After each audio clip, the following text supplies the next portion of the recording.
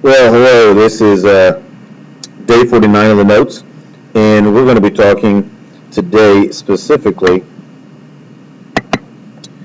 we're going to be discussing these standards, but more specifically, we're going to be talking about the temperature and thermal energy transfer in terms of kinetic molecular model. We're going to expand the concept of conservation of mechanical energy to include thermal energy. I don't know if we're going to quite get to that last step, but basically we're going to be working here with standard 3.1 today. We're starting our unit on heat, useful and wasted, like a fire, dude. Get it? Heat and temperature. Well, thermal energy is in two objects that are at the same temperature. So, for example, a cookie sheet and the cookies on it, they're at the same temperature. One can't be hotter than the other because they're in the same oven. So things are at thermal equilibrium when they are at the same temperature. That's important for down here at the bottom for this last concept that we're going to talk about. Heat. Heat is the flow of energy from one object to another. So when you stick your hand up next to them, you say, oh man, you feel hot. What you're feeling is heat or energy leaving their body and going into the air. And you're feeling that heat. So if you've been outside playing, or if you've been playing basketball or football, you've been in the band, you've been marching around, that what you're feeling is heat or excess energy that's leaving your body. Or heat that's coming off the pavement would be excess energy. The last thing I want to talk about here on this page here is the flow of heat, or the flow of energy. Remember, because heat is the flow of energy. Energy will flow, and it goes from hot to cold objects. We know this because an ice cube, does it get colder when we touch it, or does it melt? Well, it melts. And that's because heat will leave our hand and goes into the ice cube. We know that it has to go from hot to cold because if cold was leaving the ice cube, that means it would be getting colder. If heat was, alright, so it doesn't get colder, it melts. And I think it's important for you to understand, someone says, well, why does my hand feel cold? Why does my finger feel cold if I stick it on an ice cube, if it's not going from cold to hot? Well, your finger feels cold because you're losing the heat. That energy is leaving your hand. So without that energy, your hand is actually dropping in temperature. It's like when you stick ice in water. What happens? The temperature drops. It's the same thing here. You stick your hand on the ice, and your temperature of your finger at that point of contact is going to drop. Traveling heat. Well, let's talk about, really what we're talking about here is the modes of heat transfer, and there's three of them. The first one of these is conduction. This is, conduction is by direct contact. If two things are touching, then they are conducting heat. One is conducting heat from the other, unless they're at thermal equilibrium, which remind you is when they're at the same temperature. If you touch a pan that came right out of the oven, that is conduction. You're feeling the heat because the heat is leaving the pan and going straight in your hand by contact. Metals are what we would call conductors. They conduct heat well, so they're conductors. Things that don't are insulators. The second of our methods of heat transfer would be convection. Transfer of heat through circulation. Our houses work on convection. Let me draw a real quick picture here of, we'll get to that here in a second. Here we go. Convection. It's the transfer of heat through circulation. For example, if we heat water, if I heat some water, I got some water here. All right, it's full of water, and I'm going to stick some flame underneath it and heat it up. Well, what we start to see here, if you really pay attention, is you'll see these particles, and they will start to go up. And especially if we just put the flame in the middle. Let's just put the flame back in the middle here. what we'll see is these heat particles will start to go up. Heat rises, and then what happens then is these particles will start to fall, and we'll get then is this little circulation, and that's convection. And the reason that it rises is the water molecules here, the water at the bottom heats and expands. The molecules will expand. They get bigger. All right, they get farther from each other. So the density is going to drop. If the density becomes less, well, where do less dense things go? They rise. So as they heat up, they become less dense and they rise. Once they get up to the top, they're away from the heat. They start to cool off, and they start to sink again as they become more dense. And this happens in oceans. This happens in air. It happens all over the place.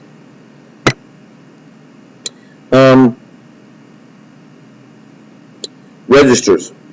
What I want to talk about here is why are cold air returns at the bottom of rooms. If you go into a big living room, if you have a hot forced air gas furnace, your registers are going to be at the bottom of each room. And the reason they are there is because the hot air is going to be at the top. The cold air is what's going to be coming in, is what they want to heat back up. And what will happen then is it goes down into the furnace. It heats up. So let's say we have a room here. Cold air goes down into the furnace. So let's draw a furnace down here. Here's a box. It represents the furnace. And we got, flame coming down here. So the air comes in. And then the air comes out hot. A lot of times the registers are at the top because they blow the air, and it naturally then will come back up to the top. But what happens here is the goal is they'll tell you that they're heating the room twice. One time as it goes down, and again back up to the top. So that's the goal of doing that. The cold air, as the air comes up here, it starts to get cold. It'll come back down. And it goes back into the cold air register, through the furnace, and back through the process here again. And that's how our house heats itself, is through convection. There is a third method now that I want to talk about heat transfer, called radiation. And radiation is the heat through straight lines. Everything radiates heat. Everything gives off radiation. The sun gives off radiation. When you put your hand next to somebody, the heat you're feeling is radiation coming off of their hands, through their arms, through their back, wherever you're up next to and you feel the heat. Put your hand on your pet and you'll feel heat. That's radiation. Actually, if you put it on it, you're feeling conduction. If you bring it close and feel heat, that's radiation. And everything, like I said, radiates heat. Let's talk about colors and heat. Black is going to absorb radiant heat. It absorbs all light. And when we're talking about light here, we're talking about radiation. All right, because radiation is basically light. And black is going to absorb all light. And that's why it feels so warm on a hot day, because it's absorbing, it's taking in that energy. But it's also going to, because it warms up fast, it will also put off energy fast, which means it loses its energy. White, the color white, is going to reflect. That's why you want your, white uniforms. You have very light colored things during the summer. It reflects most of that heat. If it's reflecting it, then it's not taking in that heat or taking in that energy, and it stays cooler longer.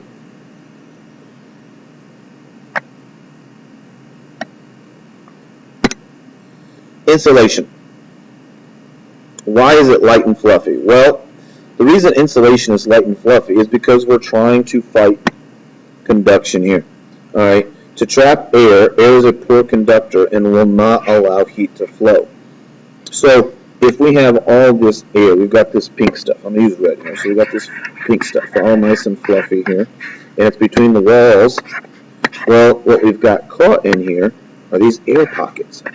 And these air pockets resist heat flow. So during the winter, if we've got the sun out here, got the sun, and it's sending these beams of radiation, heat can't go through there, or it resists it. We might have several beams of heat trying to get through there, and very few beams are actually making it through. So there's very little heat going in.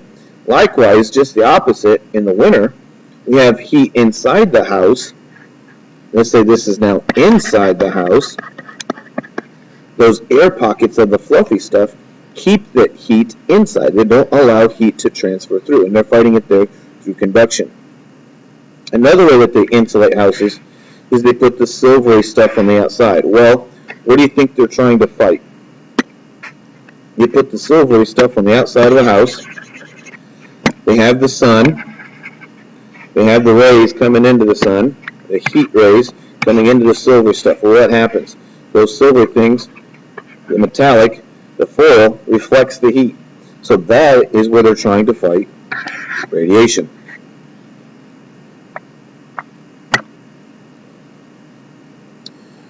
Alright, last thing here. I'm not going to go into a whole lot of detail here with temperature. What I want to point out to you here is we have some equations down here at the bottom that we can use. Get these down, know how to use them. They're all good in algebra. I'm not going to go into other detail. You've had other science classes where you've dealt with all these before. Alright, last slide. Water melts at 32 degrees and freezes at 32 degrees. How? Well, because water is going to stay at that temperature. When water gets to 32 degrees, let's say it's going down. Say the water temperature, we got a graph. The water temperature over time. So we got temperature, and down here on the bottom of our graph, we've got time. Well, as the temperature is decreasing, and it's getting down here to freezing, let's say this is 32 degrees, and it's getting ready to freeze right here. It's going to stay at 32 degrees for a while, because there's a certain amount of energy, we'll talk later on, called latent heat that needs to be given off. And then it will start to, as it freezes, then it will start to go in here. Well, it stays at that temperature until it has lost all of the energy it takes, or gained all the energy at that point. Not necessarily a good explanation, but it kind of wants you to understand that as temperature is decreasing, something will stay at 32 degrees for a while. And as it loses more energy, it takes a certain amount of energy for things to crystallize or for them to become frozen. Likewise, let's say the temperature is going up, and then it gets to freezing for a while, and then it starts to unfreeze. This time right here is where it's gaining heat. It takes a certain amount of heat for those bonds to break and for it to turn into water. It takes a certain amount of energy to raise the temperature, and then it takes another certain amount of energy for it to actually melt. And the same thing can be true here when water is boiling and condensing at 212 degrees. We'll go into more detail about that later.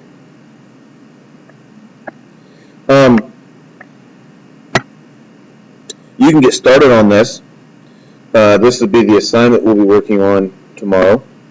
But it's online heat. Check your project outline to tell you the problems that you need to be doing. And I will see you tomorrow. Make sure you have 2 questions on there from the notes that we have so that we can go over those tomorrow in class. See you tomorrow.